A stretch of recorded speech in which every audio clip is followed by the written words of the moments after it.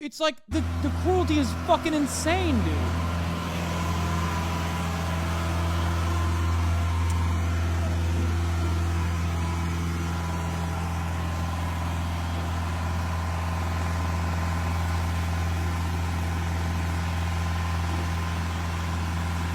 What you just watched was the Israeli government shooting sewage at Palestinian homes in the West Bank. Yes, sewage. Human piss and shit. They outfit their sewage trucks with these like water guns to make this task even easier. And you may be asking why. Yeah, you'd be like, dude, Israel is so ruthless with its occupation that I know I'm repeating myself, but like, if you didn't know, when you find out something new about like another gross, inhumane aspect of the occupation, it's so ruthless, it's so barbaric that you go, oh, dude, come on, that's an anti-Semitic conspiracy. Like, it is perfectly understandable that if you don't know anything about how Israel conducts its apartheid, if you don't know that Israel is an apartheid regime to even begin with, you look at the situation and you literally think like, oh, come on, bro, you're being a little anti-Semitic right now. Like, that's crazy. You mean to tell me that the Israeli government is shooting piss and shit at like using and shooting piss and shit at the houses of the people that they want to evict forcibly from the territories that they occupy? No shot. That's unjustifiable. That's like biological chemical warfare. Why throw your poop at Palestinians? And the reason is to make them leave, to either force them out or to get them sick and die of fecal-borne diseases. When Israel isn't too busy shooting or bombing Palestinians, they are actively trying to create a public health crisis. And please don't think for a second that what I just showed you is an anomaly in Israel's behavior. That is their MO, weaponizing their feces.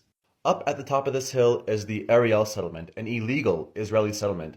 This means that innocent Israeli civilians moved here, forced the Palestinians out through violence or threat of violence, and they did this while being protected by the IOF, the Israeli Occupation Forces. As a reminder, this is in the West Bank. There is no Hamas here, and the Israelis steal more land in this fashion every single day, and they do this while dangling the two-state solution over our heads. That's like me and you arguing over how we're going to split a pizza while I am actively eating more slices. The Ariel settlement borders two Palestinian villages. Over here is Mirda, and on the other side of the hill is Salfit. Now pay attention to how these villages are positioned topographically. Ariel is up high, while the Palestinian villages are down low. And there's a couple of reasons for this. One, the Israelis want to look down on the Palestinians, not only in the white supremacist type of way, but also in the surveillance type of way. They want to monitor the Palestinians. The other reason for this topographical site selection is that it makes it easier for the Israelis to weaponize their poop. Israelis in these settlements will intentionally divert their wastewater down the hills, down the slopes, so that they flow into Palestinian villages and contaminate their water supply. The Israelis also bombed the only sewage treatment plant in Gaza back in 2014. And they didn't do it because it was a Hamas operating base. They did this because they wanted to inflict maximum suffering on the Palestinians, to make conditions completely unlivable, so they can't even dispose of their own feces. And they did this knowing full well that... Like, dude, it's like comical. It's comical. It's like, especially if you have a state doing this and then being like, we're doing this for Jews. Trust me, like, all Jews want this. Like, we love doing this kind of genocide specifically for Jews, and you repeat that over and over again. Motherfuckers like, what the hell's going on? I hate this. Like, if you watch this from the other side of the world, you would look at this and go, what the fuck? You have to be the most anti-Semitic motherfucker on the planet. Why would you in a million years ever have the audacity to fucking connect these inhumane acts of violence and subjugation and humiliation to a group of people that have been historically oppressed, you fucking psycho? Which is why I always say Israel does not make Jewish people safe. It makes Jewish people unsafe.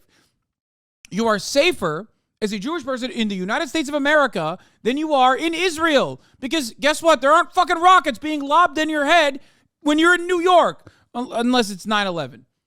Okay? Israel quite literally makes the entire world less safe for Jewish people by constantly conflating all of its actions, all of its inhumanity, and all of its fucking cruelty in the maintenance of an apartheid regime with Jewish people across the fucking world. It's crazy, and it's not even true. Hasan self-sabotaging right now? What do you mean, why? Yeah, 9/11 was definitely... 9/11 was a moment where everyone in New York was not safe. I'm saying that literally, like, unless you have fucking rockets being lobbed over your head, and the only time where that hasn't happened is, like, on 9/11. It wasn't even a fucking joke. It's just the truth. I'm being objective about it.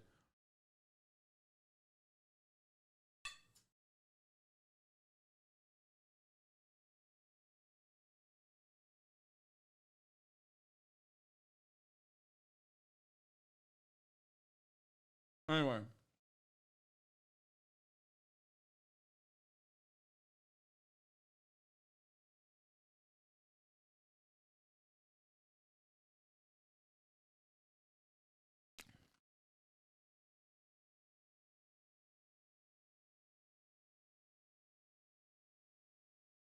That it would increase the likelihood of fecal-borne diseases. This is bioterrorism. There's no other way to put it. The Israelis are weaponizing biological agents to inflict suffering on a population, a civilian population. And this point is made even more salient when you consider the current Israeli assault on the Palestinian medical system. So now the Palestinians are getting sick and dying of E. coli, cholera, dysentery, and there's not even any doctors or medical supplies to treat those things. And the Israelis flinging their poop far from encompasses their entire agenda of bioterrorism. I'll make another video to talk about how they encompass horticulture into their campaign of ethnic cleansing. As a reminder, please continue the boycott of Black Friday and Cyber Monday, and also continue boycotting any... This guy's awesome. I hope he's not weird.